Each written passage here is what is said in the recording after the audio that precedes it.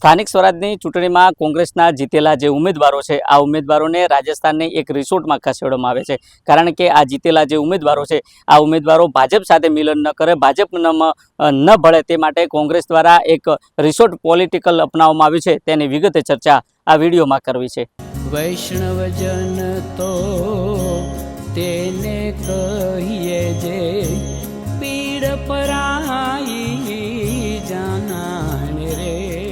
નમસ્કાર, હું છું દિનેશ ઠાકોર. નવજીવન ન્યૂઝમાં આપનું હાર્દિક સ્વાગત છે. વાત સ્થાનિક સ્વરાજની ચૂંટણી છે. સ્થાનિક સ્વરાજની જે ચૂંટણી હતી આ ચૂંટણીમાં જે ભાજપ અને કોંગ્રેસના જે જીતેલા ઉમેદવારો હતા આ ઉમેદવારોને આગામી સમયમાં તાલુકા પંચાયત હોય, જિલ્લા પંચાયત હોય કે નગરપાલિકા હોય તેમની નિમણૂક કરવામાં આવી હતી, તેમના હોદ્દાની નિમણૂક કરવામાં આવી રહી છે. જોકે જે પ્રકારે કાલે 23 તારીખ છે, આ 23 તારીખે તાલુકા પંચાયત અને જિલ્લા પંચાયતના જીતેલા જે ઉમેદવારો છે આ ઉમેદવારોને જે જિલ્લા પંચાયતની અને તાલુકા પંચાયતની પ્રમુખ અને ઉપપ્રમુખની જે હોદ્દો છે તેમાં વરણી કરવાની છે. જોકે વરણી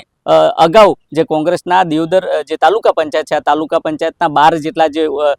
જીતેલા ઉમેદવારો છે તેમને રાજસ્થાનની એક ખાનગી રિસોર્ટમાં સંતાડવામાં આવે છે, કારણ કે કોંગ્રેસને પોતાના જે જીતેલા ઉમેદવારો છે આ ઉમેદવારો ઉપર વિશ્વાસ નથી. કારણ કે અગાઉ પણ બનાસકાંઠા જિલ્લામાં કોંગ્રેસના જે ઉમેદવારો હતા આ ઉમેદવારો જોડેથી બાંયધરી પત્રક લેવામાં આવ્યા હતા, કારણ કે કોંગ્રેસના ઉમેદવારો જીતે છે અને જીત્યા બાદ ભાજપ સાથે મિલન કરે છે, કારણ કે ભાજપ દ્વારા સામદામ દંડની નીતિ અપનાવવામાં આવે છે અને આ નીતિમાં ક્યાંક ને ક્યાંક આ જીતેલા ઉમેદવારો ફસાય છે અને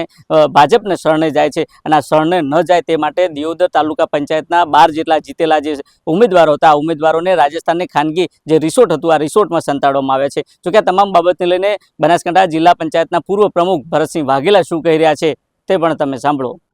હું આપના મીડિયાના માધ્યમથી કહેવા માંગુ છું કે પ્રથમ તો અમે કોઈ સભ્યોને અમારી રિસોર્ટ પોલિટિક્સ માટે બહાર નથી મૂકવામાં આવ્યા.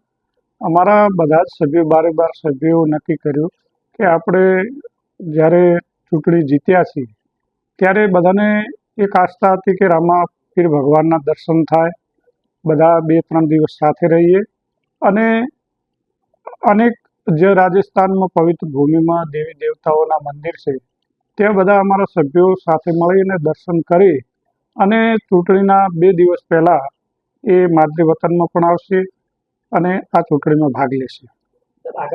રાજસ્થાનના અનેક ધાર્મિક જગ્યાઓ છે, રામદેવરા છે, સંત રાજારામજી ભગવાનનું મંદિર છે, ત્યાંથી બીજા ઘણા બધા નાથદ્વાર છે, કેસરિયાજી છે,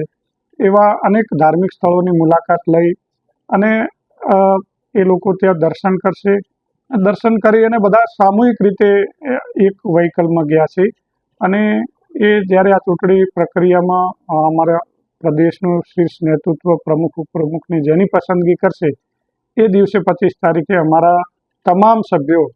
એકજૂટ થઈ અને મતદાનમાં ભાગ લેશે અને પ્રમુખ ઉપપ્રમુખની ચૂંટણીમાં કોંગ્રેસ પક્ષની સત્તા બેસે એના માટે દિયોદર અને લાખણીમાં જ્યારે મેન્ડેટ જનાદેશ કોંગ્રેસ પક્ષને આપ્યો છે ત્યારે કોંગ્રેસ અકબંધ રીતે એકજૂટ રહી અને પક્ષની જે પણ પક્ષ જેને પણ મેન્ડેટ આપશે એની સાથે પાર્ટી અમારી અકબંધ રહેશે અને એક તાલુકાની અંદર સારો વહીવટ આપવા માટે અમે બધા જ અમારું સિનિયર નેતૃત્વ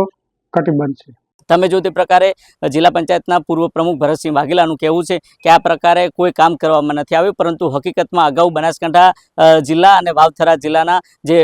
કોંગ્રેસના જે